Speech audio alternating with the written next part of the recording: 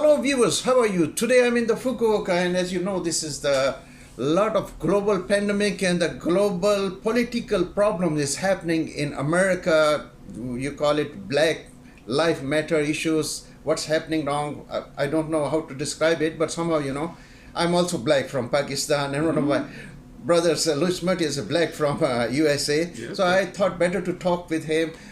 Louis is my best friend, more than 27 years in Fukuoka, and I'm introducing him. He will talk about his feeling. Assalamu alaikum, Louis. How are you? Nice to see you. Yeah, Alaikum great to Allah. see you. We are the black brothers. I'm telling you that, but nationality is different.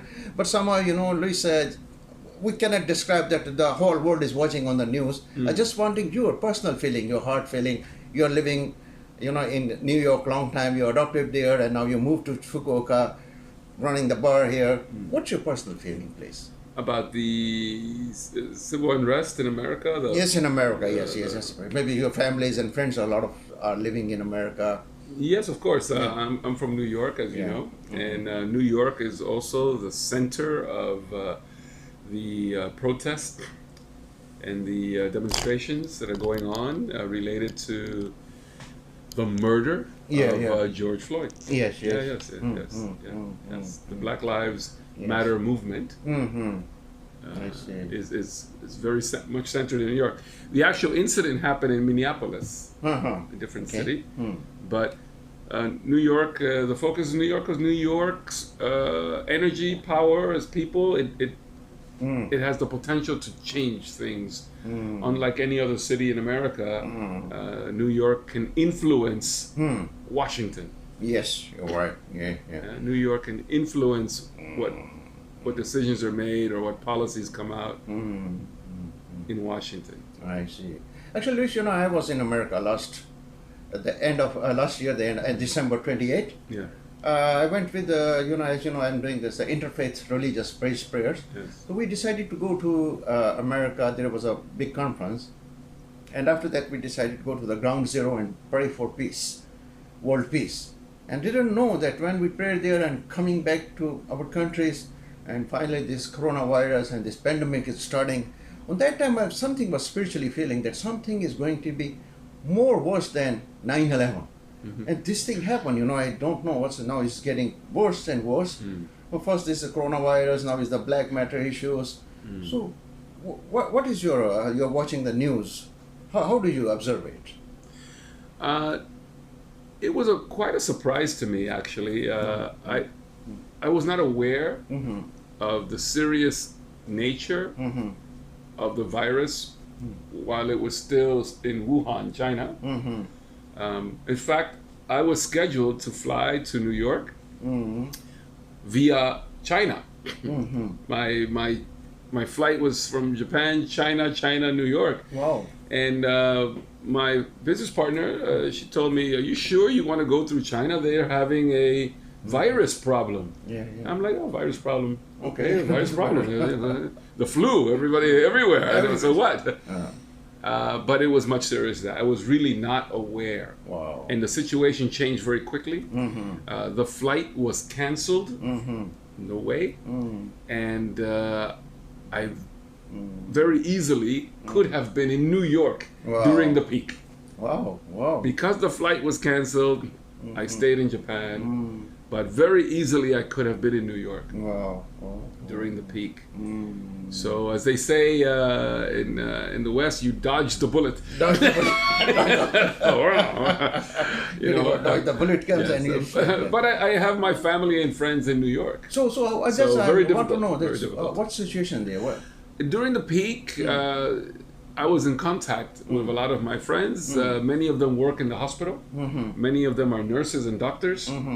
So they were giving me information about the dangers, about the hectic, about the panic, about the lack of preparedness. They weren't ready. No hospital was ready. Didn't matter how big, how professional, they weren't ready for the speed of the pandemic. And also the equipment, not enough equipment for them. But the saddest thing has to be, the workers, the nurses and doctors, they had to go in every day into danger. Yes.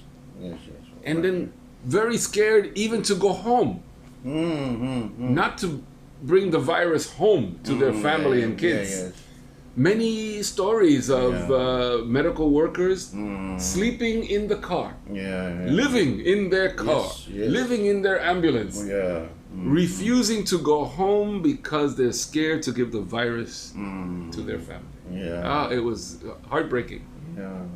So, Luis, I think most of the black people was affected. I heard that, and a lot of people, sacrifice their lives there, and that's why maybe the black nations get more depressed, and I think they coming out maybe only one murder, but it switch of the people's internal hateness or whatever, this racism in America. And why how do you feel, how you describe it? Well, let's be very clear. Yeah.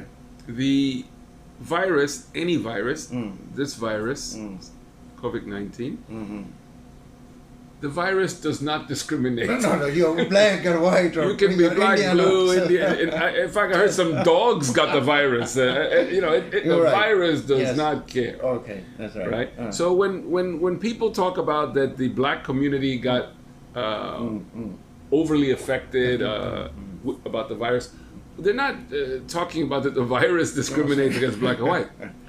What they're talking about is that the poorest communities, yeah, black, white, or blue, blue, it doesn't matter. Poorest. The poorest communities survive. Have a hard time surviving. Right. Yeah. They have a hard time protecting themselves. Yes. And this table right now, these are masks. Yes. Right? And this is alcohol, gel, masks. These things cost money.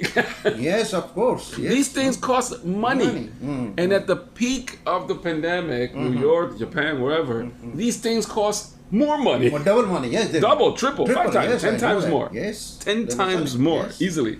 Right? So poor people will definitely. If you have no money, you have no money to buy the gel. You have no money, you have no money to buy the masks. Yeah. Huh? So definitely you have to die. You're going to get infected. You're going to get infected. You have, in America, in the last administration of Obama, there was a big fight over healthcare. Healthcare, yes.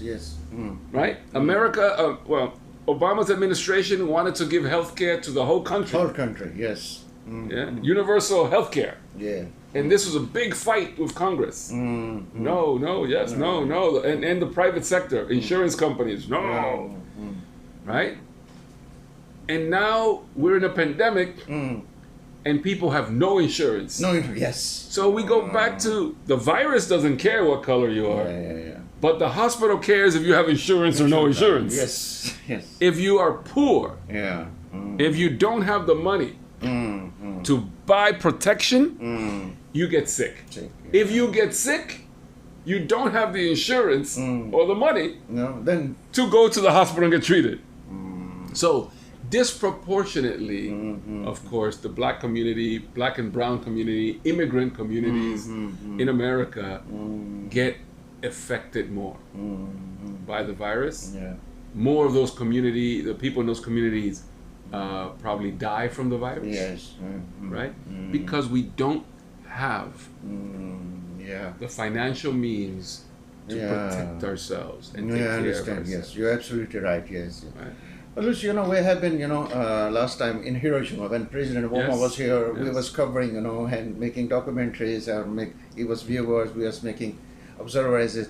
Good timing, So President Obama was, doing a lot of things, especially people were thinking that the black leaders is coming here and maybe he's our savior and still he's a president. But now against this President Trump comes and people get a little bit now very hate, especially America, and making unbalanced politics in America. Yes. What do you think, how to make rebalance again? Rebalancing this political system or political power? Power is the word, right? Power, yes. Power. Yeah. There's groups in America who crave power. Yes. And if you have the power in America, then you have the power in the world, right? Yes, of course. America influences the economics of the world, the course. military of the Yes. world. They influence in too many spheres around the world. So if you control the power of America, in extension, you control the power around the world as well, Yes. right? You definitely influence all the countries in the world. So the fight for the American power is very, very serious. Yes. I think, looking back, what Obama hoped to do when he was elected, what he was frustrated that he couldn't do during his administration, couldn't finish, and now, after his administration, he looks back and he has to be disappointed. He has to be disappointed that the basic goal that he had, which was to mend, to relieve, to fix, to change the relationship between black and white in America, to bring down the heat and bring some relief to the racism issues in America, failed. Yes. Totally failed. Completely failed. Yeah. He has to be feeling heavy heart right now that after 8 years of a black American president, after 8 years, we have not gotten better on racism. After 8 years, a white policeman can put his knee on a black man's neck in public, Yeah. Yes. ignore his pleas, I can't breathe, Yeah.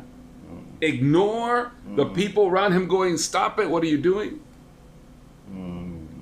And murder a black American citizen Yes.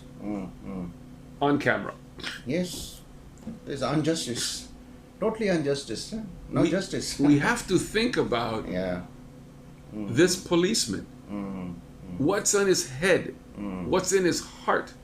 What does he think about this person on the floor?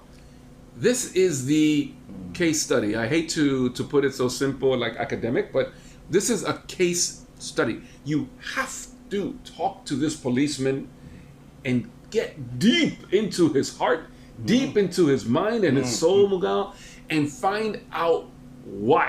Get the answers.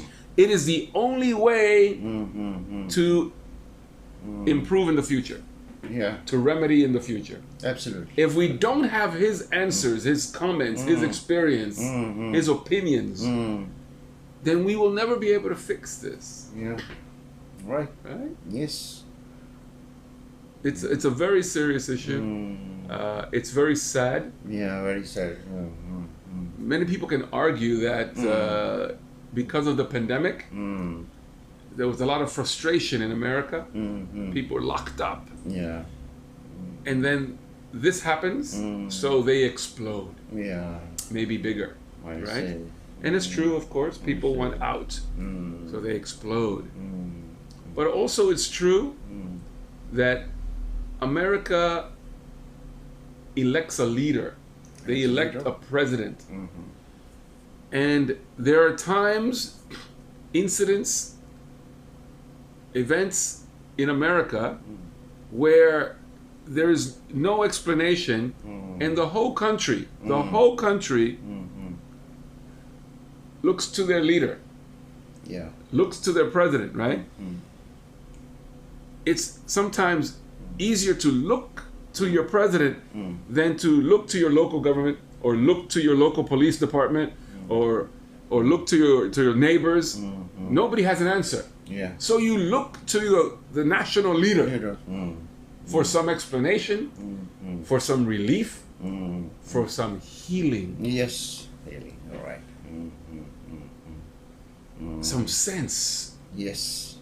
And unfortunately, at this time, we look to our national leader in the White House. Yes. But White House is going to be a dark house. They have nothing to say. Nothing to say. It's closed now. Yeah. Nothing to nothing, say. Nothing coming. That's why people get more frustrated. Exactly. So Nothing to say. yes. But somehow, Lisa, I think it's my opinion, what I'm watching, I love America, You're American, I love America, but not like American system, People hate the American system, The system is destroying this everything. They call it superpower of America. So if you have superpower, you have to make a more productive, more creative superpower. Yes. But no, they are destroying, and they destroyed their nation now. There is a disunity in the nation, Yes. So just finally, this is a very short time video interview to asking to the people that want to know that what is the hope for America now from now. Obama he says the hope for America. Obama's slogan was home. Yes. So now from now, what is the new hope for America? Well, the new hope. New hope, New hope. The American system is not perfect. Democracies around the world is not perfect, for sure, not perfect. But the founding fathers, the Constitution, how they created it, the political system, there's something that always repeated: check and balances. Check and balances of the government, right? Yes. And every 4 years, we have a chance to check and balance. Not proceeding, only check and balance.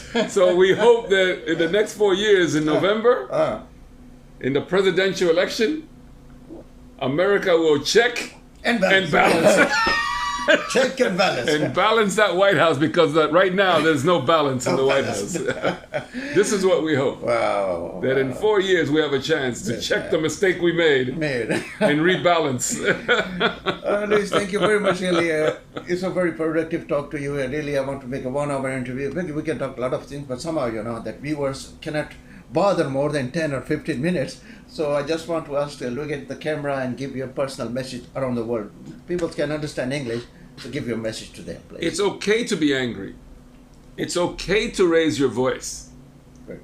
It's okay to get involved about the things you care about, to be vocal, to be passionate. It's not okay to break windows, to blow up cars, to hit people, to target police officers and other officials. That's not okay. That's not okay. Let your voice be for change. Let your voice be for right. Let your voice be for hope. Don't let the violence and the negativity consume you. You're not part of that. The movement is not part of that. Black Lives Matter. Don't be part of the problem. Be part of the solution. God bless. Thank you very much. Thank you very much, Luis. Very good and peaceful message to everyone. Thank you very much. Hope to see you again. Bye. Thank you.